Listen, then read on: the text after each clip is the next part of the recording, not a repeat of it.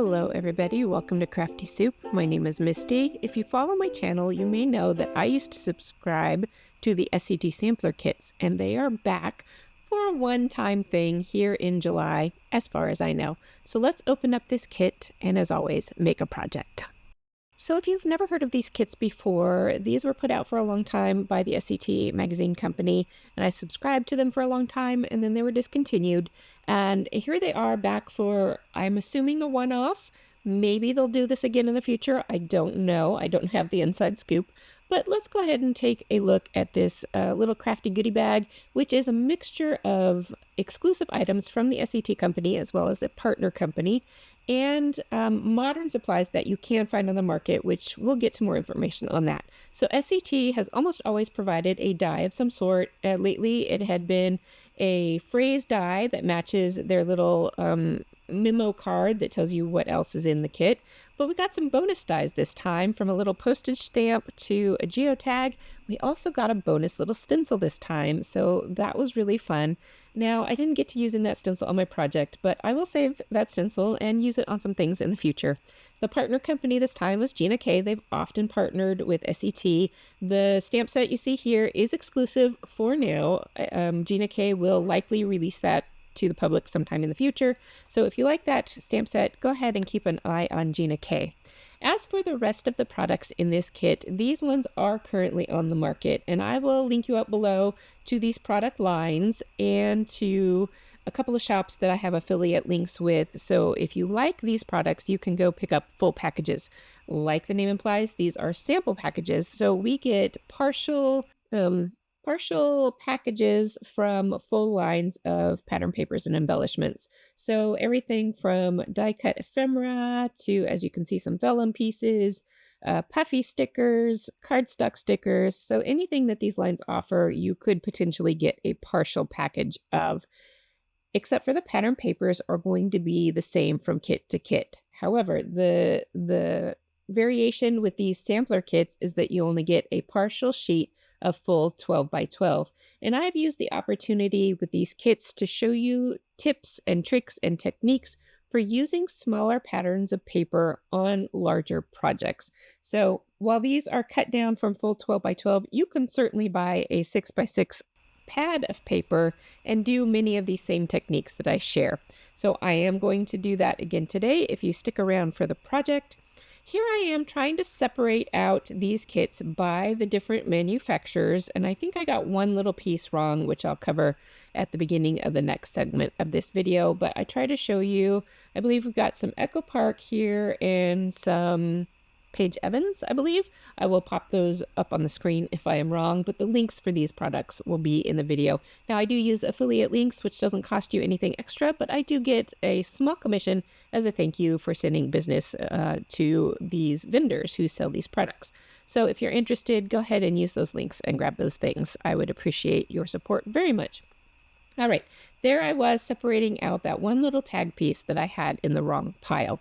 So here is the story I'm going to tell, and that is my middle kid graduated from college not too long ago, so I'm telling several graduation stories this month in different ways for different people's albums, and I'm going to use this whole family photo for our family album to tell this story. Now, I pulled out some 12 by 12 cardstock, both in black and white, because at first I thought I was going to want to use black for my background base. Then I pulled out white thinking, well, maybe I want to do that.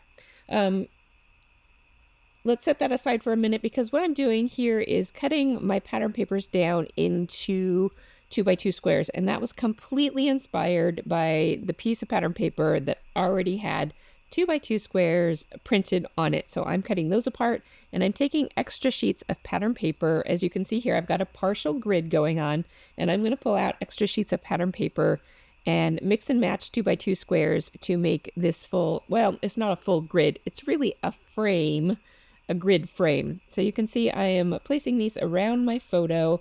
And I think when I go to finish off this project, I eliminated 2 of these pieces, or they were hiding underneath something and I forgot about them. because I did have to step aside from this project because I had a lot of travel going on this month. And so I finished this project once I got back with my travel. And here you can see my frame.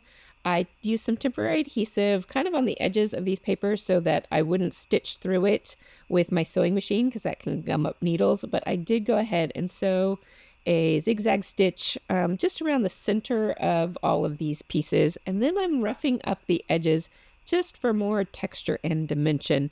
I do kind of wish I had included those other two pieces because it made for a more balanced frame, but I'm going to take advantage of those wider edges at the left and right versus the narrower edges at the top and bottom, and you'll see where I go with that in a minute. In the meantime, I am going to pop up that photo so that when I finish roughing up the edges of all of those grid pieces, that gives it a little more room for that texture to have the lift that it needs. I did gut the white pattern paper behind it, and I got everything adhered down so that the layout doesn't get too heavy, and I can use that extra pattern paper for some other things. So now I'm working on my title. I really thought I was going to go pull some alphas from my stash, but as I started looking at what's included in this kit, I went ahead and decided I could cut apart the letters from these phrase stickers and use those to spell the word grad. I wasn't going to go as far as trying to spell graduate. I don't think there would have been enough letters to do that anyway. And I'm going to combine that with the die cut pieces that says hello there. So I liked the combination of doing that. What am I going to do with these phrase stickers that now have missing letters? I'll probably just cut apart the letters for other words down the line somewhere, but I'm not going to worry about that now. That is a problem for future me. I did die cut that out of that colorful stripe paper, so it has kind of all the colored mixtures that we've got going on with that grid. I'm going to back the word there with some black, just so it doesn't have awkward overlaps with colors or not colors in the background, and that way it'll make it solid and cohesive. So a little bit of liquid glue with a little piece that I cut apart, and that will do the job of giving that a solid back. I am going to go ahead and pop that up with some foam adhesive, which I will get to just now. Now, I'm using these micro foam adhesives, and even these were sometimes a little bit too big, so in some cases I had to move them around so that they wouldn't show through the gaps of the letters. I sometimes cut them down even smaller with some fine tip scissors to get the right coverage on these letters.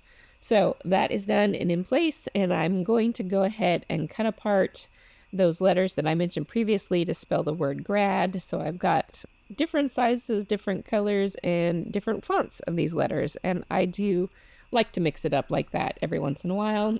Now, cutting off this D, I had to actually cut it apart from the word because it was all connected cursive, but that's okay. I'm going to make it work. And then I've got one little cute arrow, which I kind of had hoped would be better used underneath the title itself, but because of the shape of the banner on the title, that would look awkward if I set it closer to where my kid's picture is. So we're gonna spread these apart and then we'll embellish it in some other way. I am adding a little bit of highlighting around each of those letters just to help them pop a little bit more, which you can see with, especially with this darker letter on the black background, that helps it stand out just a little bit more. I finish off that idea with the die cut piece so that everything is kind of cohesive in that way. All right, and with that done, I go ahead and put my journaling on there so that I leave room. So you can see I use those thicker left and right edges to hold my titling and my journaling so that that awkward border that I had going on feels more purposeful. So I'm going to add just a few little embellishments here and there because really that border around the photo does a lot of the work of this layout. So I've got a little tab up there that I've cut apart into a couple of pieces so that I can spread it across the layout for more connectedness to all of these areas. And so I've got kind of a flow of upper left down to lower right with the whole design of this layout. I'm taking the little heart out of the center of one of these cardstock geotags, and I'm going to spread that out as well. So I'm kind of mixing the matching elements from each kind of clustered area to the other. And then a final piece here is one little caption that goes with that arrow so that arrow doesn't look awkward and lonely just hanging out on its own. And then I keep looking at the embellishments and I tell myself to stop because sometimes I can go overboard with things. So I'm going to leave it at that with all of these pieces in place. I hope you enjoyed seeing these SCT Sampler Kits in action once again if you've been following me, and if you're new here, I hope I gave you enough ideas for various aspects of using kits, and especially smaller pattern papers. And if you did, I hope you will subscribe and join me for future videos. And until then, I hope you have an artful day.